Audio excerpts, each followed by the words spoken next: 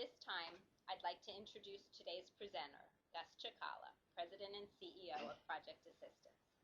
Gus founded Project Assistance in 1996 to transform our clients' approach to portfolio and project management to achieve a standard of excellence and execution that consistently delivers expected project outcomes. Gus is a portfolio and project management expert. He's a published author of many popular articles and books on the subject of project management, including contributions to several editions of Macmillan's popular Q book series, Special Edition Using Microsoft Project.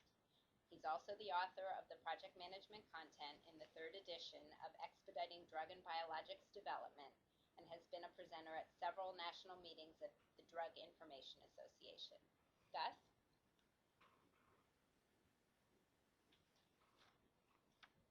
Thank you, Jan, and good afternoon, everybody. Good evening to our colleagues in Europe. Welcome to Enterprise Transformation. Today's agenda. First, we're going to talk about why would an organization commit the necessary investment to be good at project and portfolio management. The next agenda item, we'll talk about the framework for key processes. So the key process areas we'll talk about are project, portfolio, and lifecycle management. Next, we'll get into the heart of today's presentation, which is what your executive team needs to know about addressing the challenges of portfolio and project management.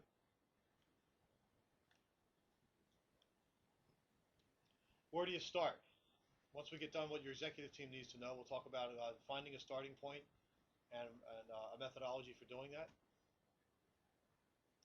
Also, closely related to the starting point is using a governance process to drive adoption. So once you get started with one of these initiatives, how to achieve momentum and how to maintain momentum through the change process. We'll discuss some next steps, and we'll save a few minutes at the end for some questions and answers. So the first part of our presentation, why do it? And the way we'd like to address this is just by bringing some statistics. Initially, this first set of statistics is more of the downside consequences for not doing project and portfolio management well. So we see some stats here. For example, 51% of all projects come in over budget or run past the original deadline. We see 20% of the world's gross domestic product spent annually on projects. IT organizations inherently immature in portfolio and project management processes involving the management of demand, resources, projects, and time, inhibiting the execution of IT modernization. 15% of projects fail completely. And finally, each year, roughly $55 billion is wasted on failed projects just in the United States. Closely related to 20% of the world's gross domestic product being spent annually on projects. The other angle for the why do it is, well, what's the good stuff that happens if I do this well? These are the bad things. These are the downside consequences. Let's talk a little bit about some of the good things, some of the research that's been done to show some of the benefits of doing portfolio and project management well. 94% of organizations surveyed reported implementing project management added significant value to their organizations and some specific improvements. Return on investment improved by 25%. Productivity improved by 15%. Time to market improved by 15%. Again, as you know, we see project management and portfolio management being used in the research and development functions. A key component of that is time to market, and we see improvements there. Project and process performance improved by 20%. These are all these substats under this 94% of organizations that improved implementing project management. Firms pursuing their defined business strategies with above-average IT governance processes had more than 20% greater profits than those with poor governance. That's from the Massachusetts Institute of Technology. And finally, companies doing portfolio management have reported saving 2 to 5% annually in their IT budgets, and that's from AMR research. So these are just some basic stats. If we're talking to and engaging executives and we want to have a conversation about why there's value in doing this kind of work, hopefully these stats can be helpful in helping you to present a business case. I would also point out that the Project Management Institute is in the final stages of publishing a report. We had hoped to have it today. We have been told it's on the way. But just for your own knowledge, there is a report called the Warsaw Report. If you go to pmi.org, you can see it mentioned there. You can actually order it fairly inexpensively. And again, if you're looking to build business cases with the kinds of stats you see on these first two slides under the Why Do It section of our agenda today, there are supposed to be some pretty significant statistics that PMI has pulled together at the request of the community that we all live in this project and portfolio management community. PMI has been responsive to our needs to present significant business cases. So be on the lookout for that one if you're interested. This is a pretty recent survey. Number of projects has managed or under management has increased 35%. Cost per project has been reduced 37%. Redundant projects have dropped 28%. Staff productivity improvements. Project failure rates dropping. Total annual benefit per 100,000 users, $83,500, and the payback occurred in 7.4 months. This project failure rate is an interesting statistic, and I'll address that later on in the presentation regarding what your executive team needs to know. So now that we have some compelling reasons for why we would invest in getting better at portfolio and project management, I want to talk a little bit about this framework of process that project and portfolio management lives within. Because when we talk about portfolio management, we talk about these. You see some of the major sub-processes here. We'll get into a lot more detail, but and there's a lot of different ways to slice and dice these sub-processes. But in this particular top part of the pyramid that we're showing, we see propose, select, measure, and respond, which gets to this concept of how the strategy and governance layer that drives selecting the right projects or working on the right projects.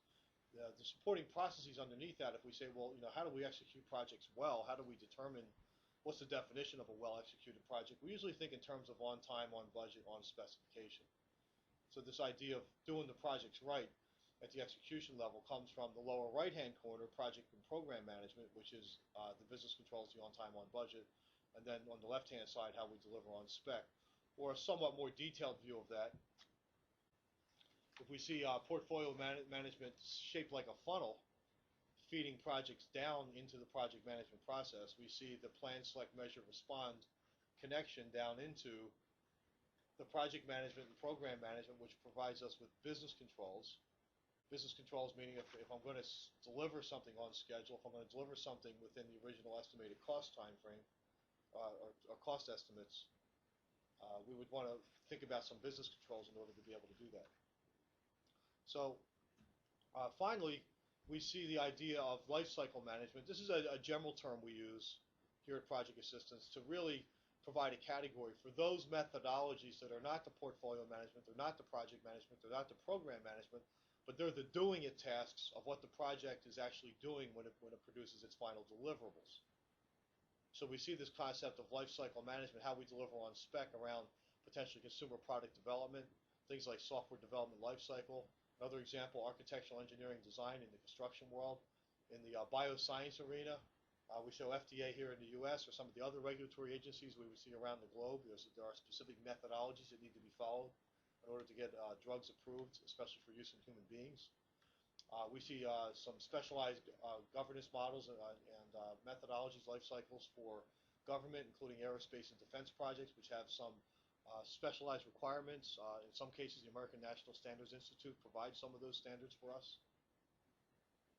So that's what the integrated process framework looks like. It's really the backdrop for the conversation that we're planning to have for the rest of today's webinar. So at the core of today's presentation, we have this concept of what your executive team needs to know about addressing the project and portfolio management challenges.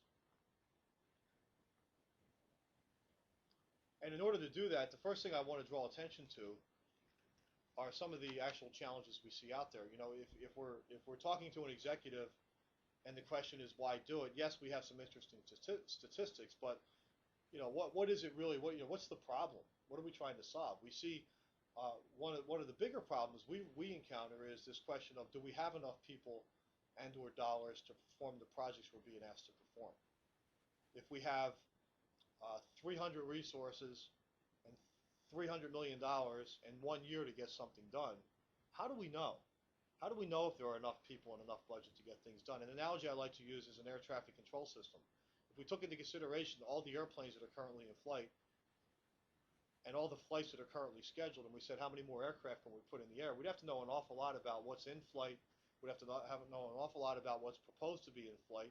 We'd have to know about whether things are running on schedule or not. And we need an awful lot of information to be able to answer the question of do we have enough resources to perform the requested projects that are on the docket. The other challenge we see in the portfolio, specifically in the portfolio management world, is this idea of chaos around idea collection and nomination of ideas. How do we get some control and put some order around the actual nomination process for how projects get underway? So that's a challenge for a lot of organizations, especially diverse organizations, large organizations, multinational, multi-divisional. Depending on where that portfolio lives, depending on what the focus of that portfolio is and what its boundaries are, it can be quite challenging to be able to bring these ideas together into a central collection. And we'll talk a little bit about why the central collection idea even exists. There's a disconnect between portfolio strategy and project execution. So we often see where portfolio management happens in one set of meeting rooms and in one part of the organization, and the actual execution of the projects happens in another, and they may not be well integrated. And that can be a significant challenge for organizations. The other thing is these days there's quite a bit of technology out there that can be brought to bear to hopefully enable the streamlining of the overall portfolio and project management challenges. One of the challenges we see, though, is the technology itself becoming a challenge. So where it was trying to address challenges, it in itself becomes a challenge because a lack of understanding or a lack of capability of the organization to address its real requirements and therefore to appropriately match the technology to those requirements. The idea of once we release a project, once a project gets approved, we see challenges around formal project rescoping and the cancellation project. You know, once a project's approved and it starts, what do we do about continuing to manage against the original expectations or potentially new expectations for that project? And then, if we have these processes in place, when we build them, do we have a plan to drive adoption of portfolio management improvement strategies? Is there really a change management component to the overall challenge of bringing project and portfolio management to a state of improvement? Without that, it fails. And it can be particularly challenging to get executive support for portfolio management itself. One of the things portfolio management does is it somewhat standardizes the project selection process, how projects get compared to one another, how they get selected, and ultimately can drive out of the equation, or it's possible for a formal portfolio management process to drive out this idea of expert judgment. We're going to do the project. I'm Mr. or Ms. Executive, and I think this project's a good idea, so we're going to do it because I'm an expert, and this is my division, and we're going to do it because I say we should do it, as opposed to really some of the formality that portfolio management can bring to the table about how we sometimes need to forfeit some of those initiatives because they're not really well aligned with what we call the right projects to be. So the question becomes, how do we address these challenges? And can portfolio management really address these challenges? And here's a sample framework. There's a lot of different ways we can draw a portfolio management process. There's a lot of different ways we can draw a project management process. This is a way we can draw it. In the vernacular we're going to use for today's presentation, the major sub-processes we see that we're going to say, how can portfolio management address these challenges? We're going to talk about how strategizing addresses some of these challenges. We're going to talk about how capturing and formulating how capturing can address some of these challenges, how formulation and evaluation together can address some of these challenges. Definition and development together, we'll talk about those. And then we'll talk about delivery. But fundamentally, these are the major sub-processes that we suggest for today's presentation form the backbone of a solid portfolio management process. And likewise, when we speak to project management process, we talk about addressing some of the challenges also through better and more effective project management processes. So we see the major category for definition and planning, we see execution and control, and finally closeout, and then some major sub-processes within that. So we're going to, in talking about what the executives need to know, I mean, the real question is, how can portfolio management help me do each of these major process groups better? Right? So when we talk about strategizing, how does portfolio management help organizations strategize better? And one of the things we do is we create a conversation. Right? There's an opportunity to document and discuss the organization's vision, mission, goals, and strategy. And depending on how big the organization is, those vision, mission, goals, and strategy can vary within a division. So maybe there's a need to figure out how this applies to my life within my division. There's also a framework overall. Strategizing is the initial step into an overall framework that can be used to align initiatives with strategy. So as we say, well, we're collecting ideas, we're trying to decide if these are good ideas or not, are these good for the organization or not. This whole strategizing group of processes is going to provide that framework, provide that conversation. And also, when we talk about this expert judgment, we see this rationalizing non-selection of misaligned initiatives. What do we mean by that? Well, if there's an initiative that's nominated that somehow doesn't align with the overall organization's vision, mission, goals, and strategy, we can use the strategizing process to really, once again, provide that framework, or as we see in the next box, the language. Right? We start to have a common language that we can use to drive downstream portfolio management processes. We have this front end exercise we go through where we have not only an opportunity but an obligation to document the vision, mission, goals, and strategy, such that we now have a barometer by which we can measure what makes sense and what doesn't make sense for the organization.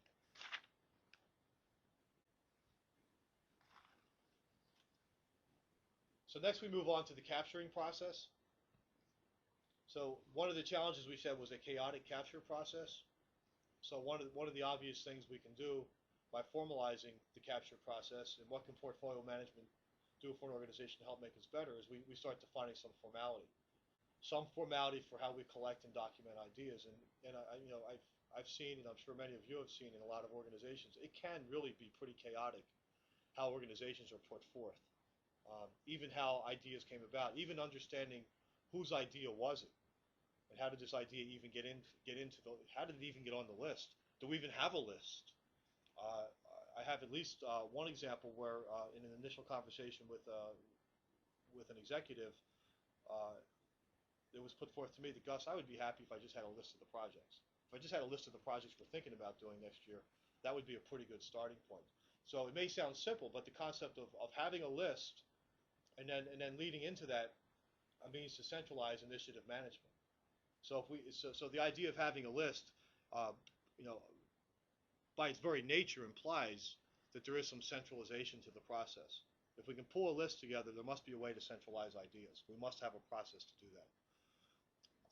The other idea here is these disparate business units. Depending on how the boundaries of a portfolio are defined, we can see some fairly disparate boundaries for the portfolio itself. For example, in a pharmaceutical, clinical development, drug development environment, we might see a portfolio that consists of multiple therapeutic areas. So in a large pharma setting, the gastrointestinal versus the central nervous system versus the other various clinical development units that can be out there, the clinical development areas, they can be pretty disparate. In the IT world, serving many different parts of the business, it can be pretty different how those operating units conduct business, and to begin to standardize idea collection so that we can rationalize which ones we're going to do and which ones we're not going to do. There's an example I can think of in a client we're dealing with now where there's within the portfolio are two ideas. One is that the marketing department wants to redo their website so that they can have a greater presence in the community, and this is a hospital in this case.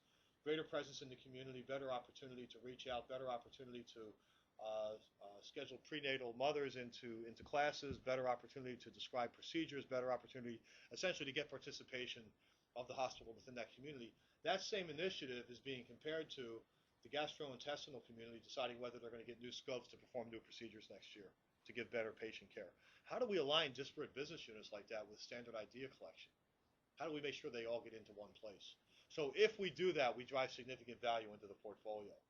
And the other thing is in the world of innovation, in the research and development world, as we look at companies needing to stay fresh and really needing to have a good way to collect ideas, we have certainly the organization having an understanding that there is a way to capture ideas, to not lose good ideas, to really bring them into some kind of a central process, and to really encourage innovation, and to provide a means to make that innovation happen.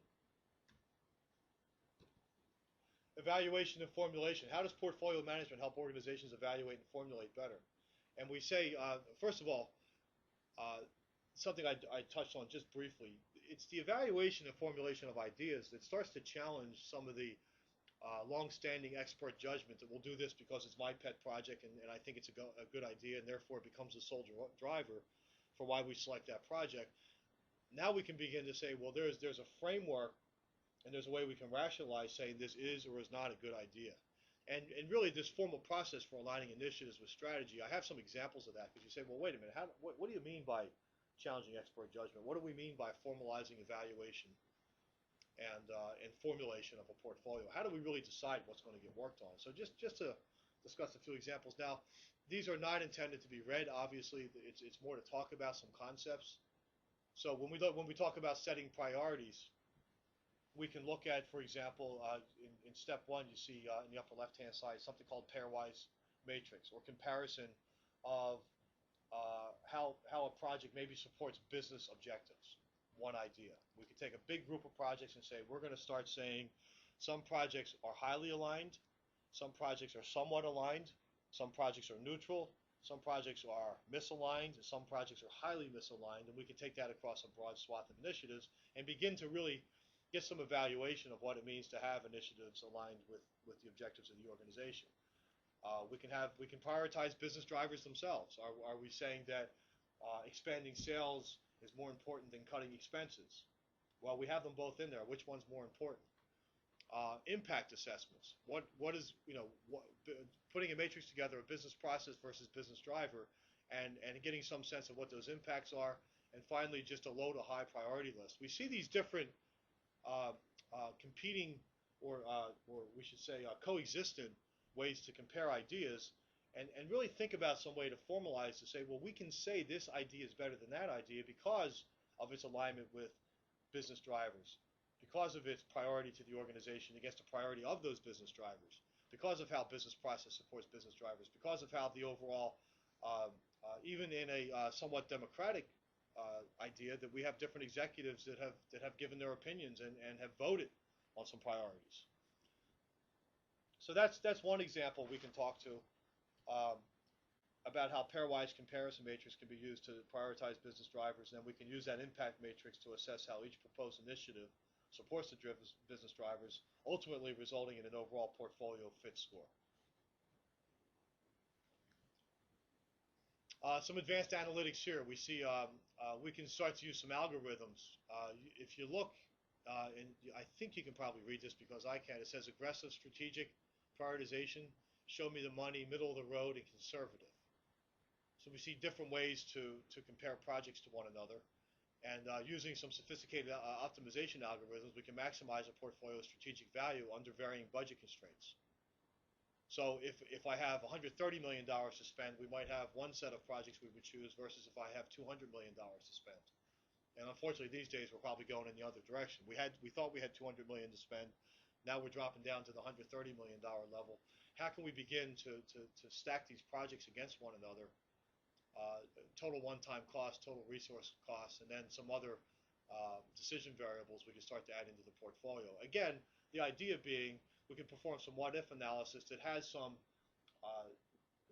remove some of the bias from the overall comparison process, from the overall evaluation process, and ultimately from the selection process. The concept of efficient frontiers. So choosing the most optimal mix of projects doesn't mean necessarily that we have to do all projects that align with an efficient frontier, but we can benchmark a portfolio against an efficient frontier, and we see an example. If you look at the top right arrow and that little red triangle, we see one dropping off the efficient frontier. Well, we may find that, for example, because of a regulatory requirement, because if I'm in the healthcare world because of HIPAA, or if I'm in the bioscience world because of an FDA requirement, or if I'm just generally doing business within a specific country because of government regulatory requirements, there may be a project that has to get done. Or because of some expert judgment that somebody says, you're going to have to trust me on this, we're going to do it because my gut tells me we ought to do it. We see that initiative dropping off the efficient frontier, and ultimately we can start to look at an original set of projects. We can look at a most optimal set of projects, and we can look at maybe some compromise middle position. For example, we see here the original solution and how that maps against the efficient frontier. And then ultimately, if we look at the overall portfolio, here's an example where you see the stars, the 1, 2, and the 3. This is an example where we had an original portfolio selection that had a earnings before income taxes of improvement of $389 million and a strategic value that aligned with about 51% of the organization. We see an optimal selection where we could get 82% strategic value by aligning perfectly with the efficient frontier and letting the tool, if you will, provide the portfolio selection. And we see an improvement of earnings before income taxes of $564 million. And then we see the final selection where we've in fact moved some projects around, changed some priorities. In the left-hand side, you see some check boxes where we might have forced in some projects to be selected. And ultimately, we went below our 82% strategic value and below our total EBIT target of $564 million, but certainly at 75%, we see a 24% strategic and value improvement, and moving from $389 million up to the $526 million benchmark, we see a $137 million gain in earnings before income taxes. Idea here being, by using a more formalized evaluation process, we can get ourselves to a more optimal portfolio selection. So if there's anything executives need to know, it's that that applying this science of portfolio optimization, we can in fact improve the overall organization's performance against those projects.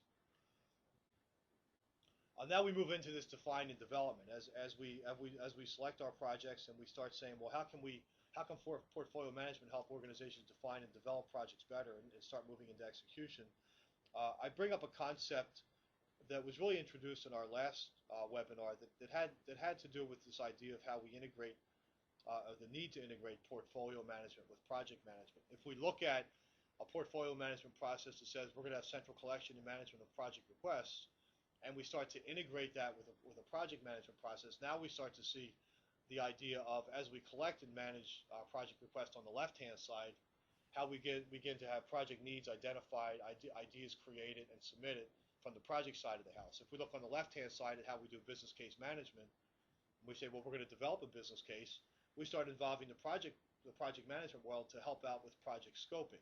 And this is the challenge where we see, well, we built a business case. Who said it was 1 year and $1 million? Because when our project management community got a hold of it, once it was selected, once it got approved, we were told that that wasn't enough time and it wasn't enough budget. So again, the involvement early in the process is what we're looking for. So the portfolio management, once it's well defined, really demands integration with the project world. The reason the project management world, the reason we in our experience see these things disconnected is because we don't see a very good, a very solid portfolio management process that's defined all the way through. We don't see a solid project management process. Why not? Well, because the natural progression in the world of developing these processes is we first typically get good at definition, how we define a project, how we initially scope a project, and we're maybe not very good at the control processes, at the execution processes. Same is true in the portfolio management world. Typically, we're going to see a better, or a starting point where we're better at the central collection of project requests and maybe some business cases and maybe for how we select our projects, but potentially not so great as we get down into the measure and respond areas of portfolio management. So we again see this opportunity to say, as we move through portfolio management, as we get to initiative review, rating, and evaluation, we're going to start to see some changes at that point. We're going to start to see some ideas being kicked back, some requests for clarification. In the project management world, that looks like potentially a scoping change, potentially some initial requirements needing to be collected to clarify some of the business case that needs to be put back into the evaluation process. Selection and approval. So when projects get selected and approved, how do we get into that detailed project planning and scheduling process? Oftentimes, this is the first time project management and portfolio management meet one another. The portfolio lived on its own and something got selected and boom, something gets thrown over to the project management world. And for the first time, we really get the opportunity to plan and schedule that project. If we're doing it well, we see these other connection points up above it already happening so that there aren't surprises by the time we get this far into the process. And again, once again, if we get into execution, measurement and response on the portfolio side drops down into the execution and control processes on the project management side. Do these things sometimes exist in two separate worlds? Yes. Do we sometimes see different metrics for a project? If we look at the portfolio side, we see one set of KPIs about whether that project's on time and on budget. When we look at the project management world, we see that they don't match potentially. And that's, again, we can see that as the lack of integration in the portfolio and project management processes. So how does portfolio management help? It helps because when we define and develop these ideas, we have a very overt integration of these points that need to be integrated between project and portfolio management. If you're interested in more detail on this, the entire webinar that covered the details under this slide can be gotten to from our website.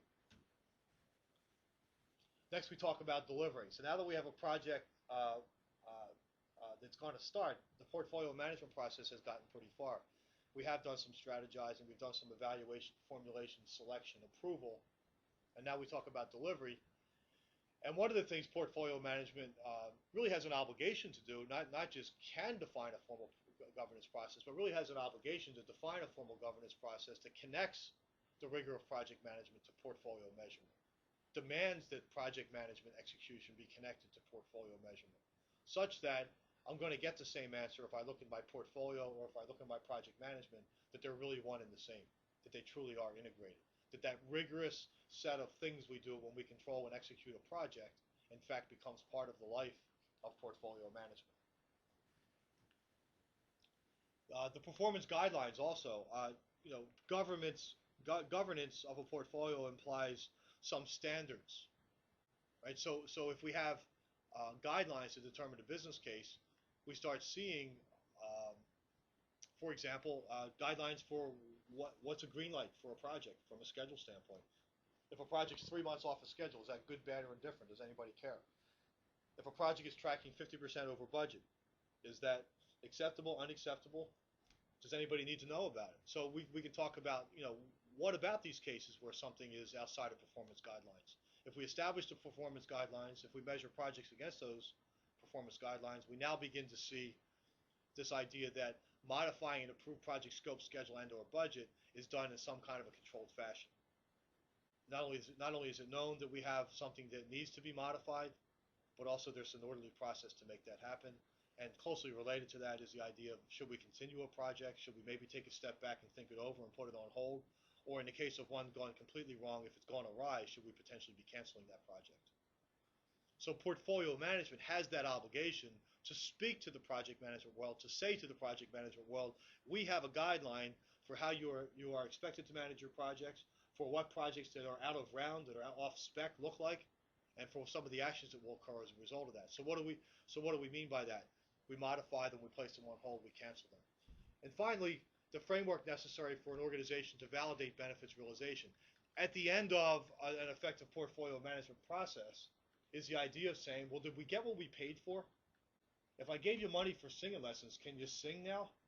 If I gave you money to reduce the cost of manufacturing by 5%, when that project's over, did we realize the benefit of a 5% reduction in cost? So the ultimate end game here is, when we're talking to what an executive needs to know, well, what an executive needs to know is, if you want to really validate that when you approve a project and you put that money aside because it's supposed to have a specific return on investment, that there's a way to go back and validate that we in fact got what we said we were going to get. Or if we're not going to get what we said we were going to get, we don't wait till the end to find out. That if things are going awry, if the project's not going to deliver its intended benefit, maybe we can know sooner rather than later. So if the original business case that was outlined during the proposal phase isn't going to happen, how soon can we know about that? And I ask this question to a lot of, when I present to a live audience, I oftentimes ask this question: is your portfolio management process mature enough that if you know that a project is underway and it's going to fail, or the way I usually say it, if the bridge is out, if the train has left the station, if the project has been approved and the train has left the station, and we find out that the bridge is out, will we stop the train? And when I look across an audience, I typically see a few smiles out there indicating that probably the train's going to get wet. That if we approve a project, because of the lack of maturity in our portfolio management process, we're likely to let that project continue because we don't really have a good way to cancel it. We don't really have a good way to say it should be canceled. We don't really have a good way to measure the progress of the project, and therefore to have the confidence to say that this is good, bad, or indifferent. And when we talk about progress from a portfolio standpoint, we're beyond typically the measurements that a project manager might be responsible for. If we ask a project manager, what are you responsible for? What are you measured on? What means success in your world? We'll hear things like on time, on budget, on spec. When we start talking about measuring a portfolio, we oftentimes get to see other dimensions in a business case like market effectiveness, like market share, like total sales, like cost reductions. These are not necessarily the things that would come out of a project management tool, but certainly would be the kinds of things that we might expect to have a portfolio management process to take responsibility and stewardship for. So where do you start? Where do you start if you're trying to get started? And we're talking about process. We're talking about portfolio and project process. So in context, we have a theoretic framework we're talking about here, and process needs to be specific to an organization. But in context, we often need to see the support of technology and tools to enable these processes.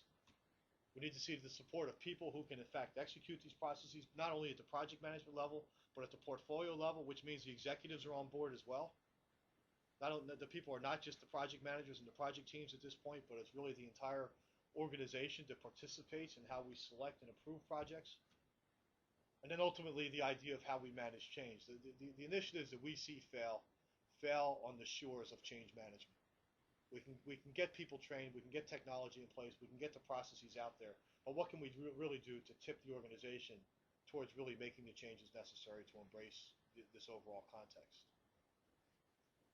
And the methodology, and if you've been in our previous webinars, you probably would have seen this at least once. But the methodology of saying where are we from an assessment standpoint, where are we trying to get to from a vision standpoint, and then executing, how do we close the gap?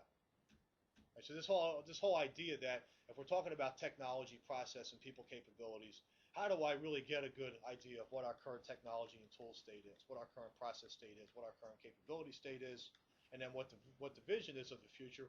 Oftentimes, the value in this exercise is that there is a large gap between the current state and the future state. And the issue there is, without a plan to close that gap, without a very clear plan, without a realistic plan, without an evolutionary plan to close that gap, what we end up with is we end up with what I would call unbounded requirements. In other words, if we go and collect requirements to put in tools and technology and training for people, if we go out and collect those requirements and don't have a good sense of what the gap is, we can start to see some attempts of the organization to jump too far too fast.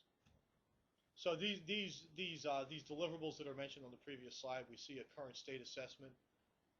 So if we're going to have a strategic charter about what the future state is, let's get a sense of what the current state is so we have a sense of how far the jump is going to be. So we can have a preliminary gap analysis based on the performance of a typical organization. Strategic charter, the vision of the future. So what are your goals, priorities, and constraints? What's the next best thing that the organization wants to do? What do we know needs to happen next, but now we're trying to put it in context? And then finally, a tactical plan, or really a charter, what I call the project. Right? Is there a project plan to get the organization better at project and portfolio management? If it's not a project, what is it then? Because really, to get an organization to move forward with project and portfolio management, there needs to be some kind of a mission, some kind of a charter, some kind of a scope, some kind of a budget.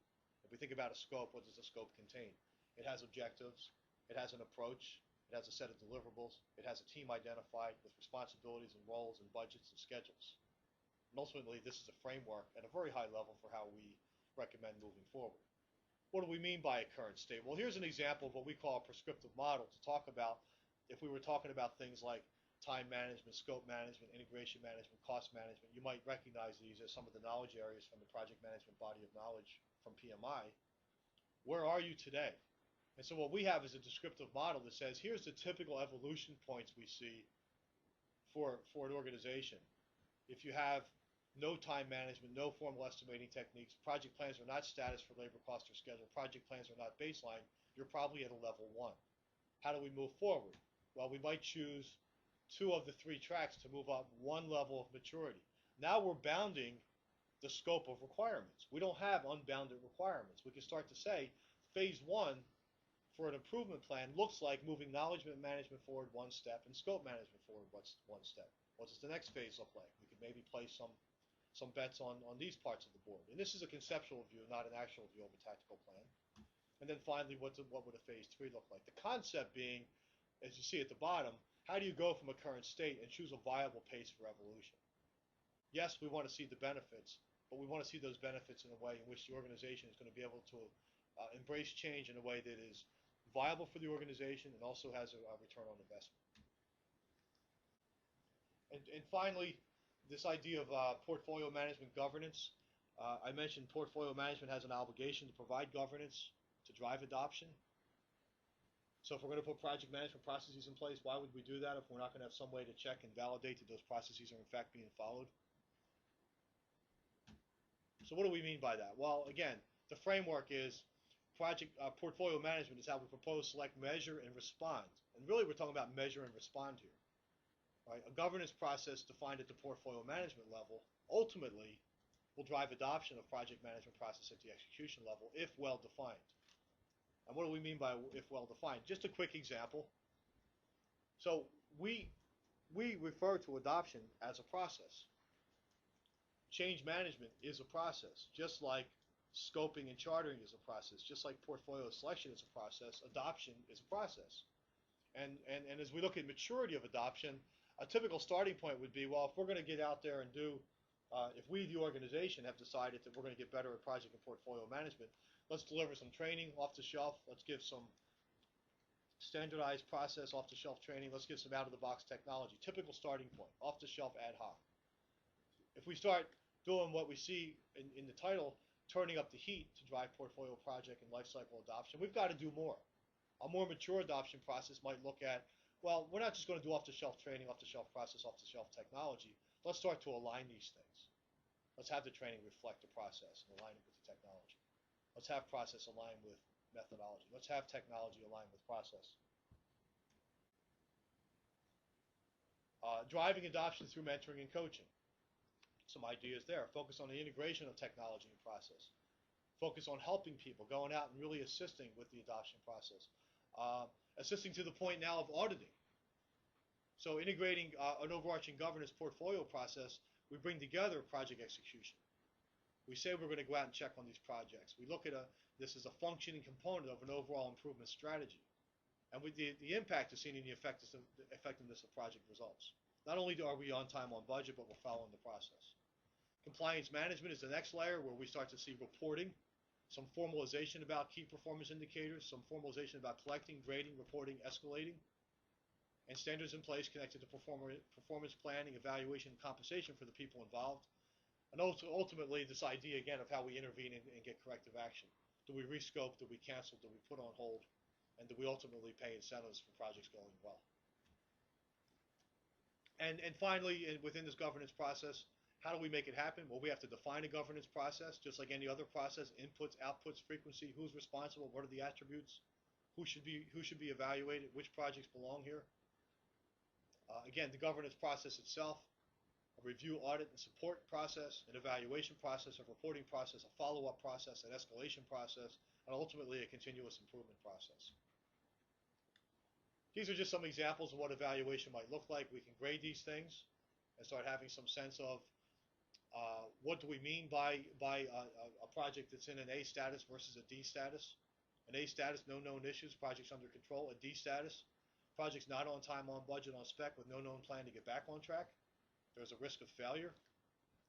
We can get much more sophisticated about this. We can put dollar amounts on here. There's lots of different things we can do to beef up this evaluation. These are just concepts and examples. Same thing with performance or project performance evaluation outcomes. Okay, if you and I are graded, this could be red light, green light, yellow light. It could be happy face, sad face, thumbs up, thumbs down. There's lots of different ways to describe this. But ultimately, the point is that there's an evaluation outcome if we evaluate a project and if it's not going well, the governance bodies then can start to say, what are we going to do about it? We increase the reporting cycles, we bring them up to governance boards, we bring them to steering committees, we cancel them, we give them new funding, all these different kinds of concepts. So really at the end of the day, getting back to the first point on the agenda, why do it? As we begin to look at this idea of projects coming in on time and within budget, or those that are terminated, we see really four different colors here. We see red, white, gray, and blue representing not using standardization of process, used by some, used by most, or standardized throughout the organization. And again, the metric here is driving this idea that as we go from not using formal processes to having standards throughout the organization, we can see an improvement of 38% to 64% of on time, 41 to 65 within budget, and terminations going from 12% down to 10%. And there's lots of different ways you can slice that metric on termination. Sometimes you terminate more projects if you're good at portfolio management. But the point is, we certainly see a significant improvement as we formalize these processes. So next steps. If you're interested in learning anything more about this, certainly we project assistants can provide a complimentary improvement and readiness briefing. I'll be very brief on this because I want to get to questions and answers, so don't drop off yet. Hang in there a second, I promise. This will be short. We can look at your requirements for a successful PPM improvement in your organization. What's going on? What are the challenges? Is it project management reporting? Is it something with your technology environment? Is it something with resource planning, which is a very, very common issue we run across and a big challenge? Is it the overall governance of the portfolio and project management environment? And so this assessment that I talked about briefly in our methodology, we can come out to see you, talk to you on the phone about how we can do a mini assessment, get a roadmap put in place, address some common challenges that you see here at the bottom. If there is interest, please feel free to contact Jan or myself. I have Jan's contact here. Jan is the person who introduced me today, and also will be taking over the question and answer session in just a moment. Also, our next webinar, if you're interested, mark your calendars, January 21st. You'll be receiving invites if you're on our invite list. If not, you can certainly go to the website and register as well. You'll see projectassistance.com/events. You might not be surprised to know that what we do for a living is actually help people get better at portfolio and project management. And really, it's about excellence and execution. How do we get a consistent way to help our clients overcome these challenges? It's risky to do this stuff. So, we bring to our clients a way to get better at project and portfolio management by reducing the inherent risk in embarking on these challenges, by really maximizing that return on investment, by picking the right things next that are going to really create a continued mood towards investment to justify the PMO, to speed the realization of value, and ultimately to drive effective organizational change, because it doesn't do any good to put in technology and process if nobody's going to follow it. Our practices, we do provide project and portfolio management services, collaboration, including SharePoint. We're a Microsoft Gold certified partner, so we work with all the Microsoft project server, portfolio server technologies. Education and competency development, we do training. We have an application development practice, project management outsourcing. If you're interested in anything that we do on a service level agreement instead of by the deliverable or by the hour, we provide that as well. And also an important part of our practice is we provide project managers to our customers to actually run projects. So if you're interested in any of these practices, please give us a call. And last but not least, in our final 5 minutes here, what I'd like to do is turn it over. Now, Jan, I don't know if you need to, I'm going to turn this over to you. You can give folks reminders about how to send questions. I thank you all for your time and attention, and I plan to stay on for about 5 or 10 minutes to make sure we answer all your questions. Please stand by. Thanks, Gus.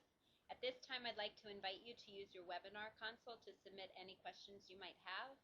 We've already received a few questions, so I'd like to start with this one.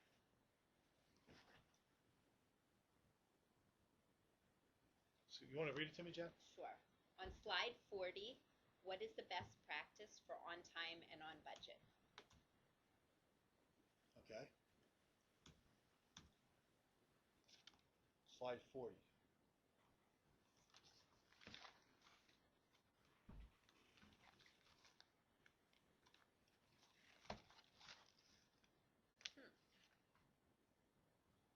Slide 40 is next step. So unfortunately slide 40 is not on time, on budget, but let me see if I can take a crack at it anyhow. When we talk about achieving on time, on budget, I'm going to make a blind leap here that maybe you were talking about slide 11, where we talk about on time, on budget.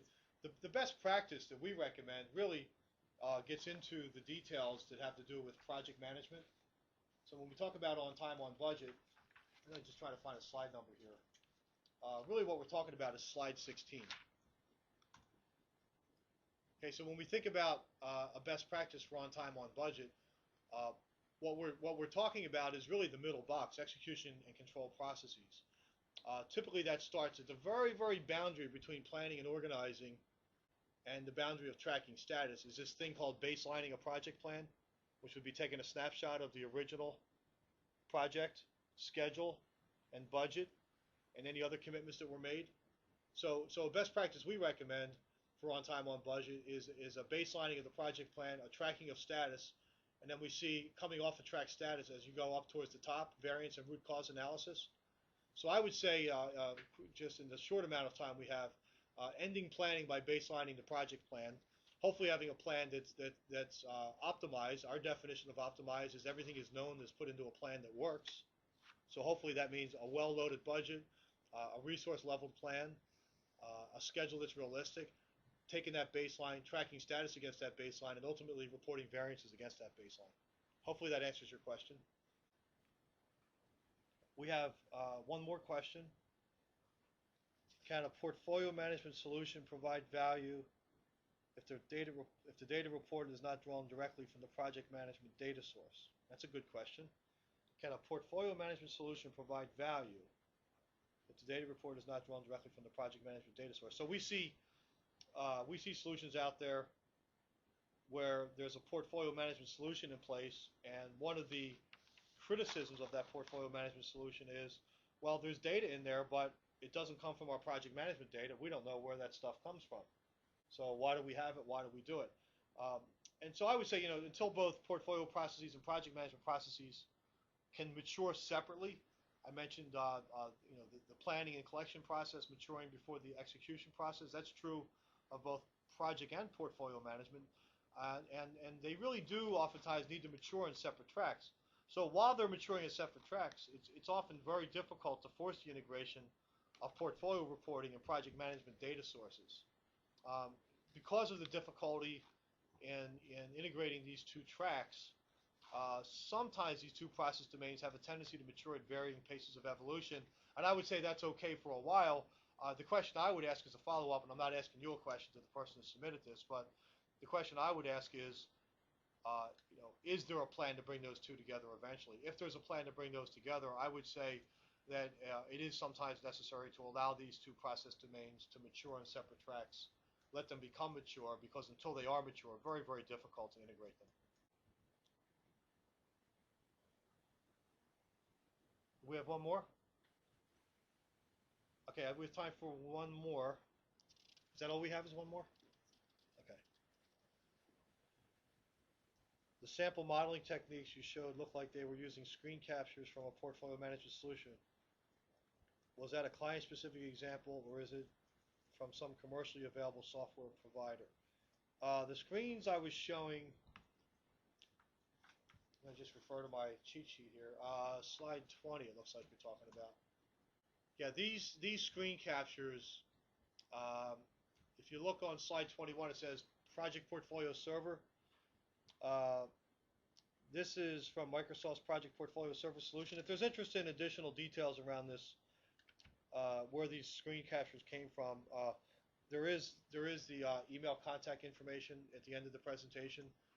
Please feel free to send an email to Jan or to give us a call, and if you want to know more about that, we'd be happy to follow up directly with you. But yes, that does come from a commercially available solution. Can you describe it? Okay, we had one more come in. Can you describe a general PPM hierarchy? Example, Vice President of PPM, Direct PPM, Manager of PPM, PM, or PM Associate. I assume this means a skills hierarchy. That's a good question. We have seen all of those things.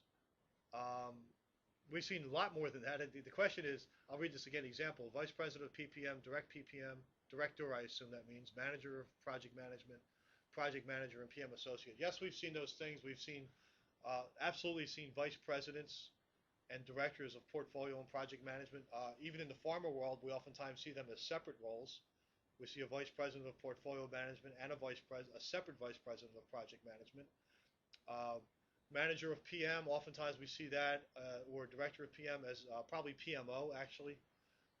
Somebody who manages project managers, often in a PMO role, or sometimes in a direct line role. Certainly Project Manager, Program Manager, PM Associate, yes. Master Scheduler is another one we see more on the federal government side. And what I can say is, in terms of that hierarchy, as PMOs mature, as project and portfolio management matures, we typically see an evolution of the roles from the lower manager and director up into the VP roles as these organizations provide value. Really, we see one of two outcomes for a PMO. It provides value and gets promoted, or it gets canceled. It typically is not a static organization. So, we work very closely with those organizations to try to help them establish their value and demonstrate their value, or they're not going to be around for long because they can be viewed as unnecessary overhead. But yes, we do see those roles, and if you have any follow-up, feel free to contact Jan directly. We're at 4 o'clock, so I'm going to cut it off for today. We have, was there something you want to close out with, Jan? Okay. The webinar recording will be posted on our website, and thank you all for your questions and your attention and your attendance, and for joining us today.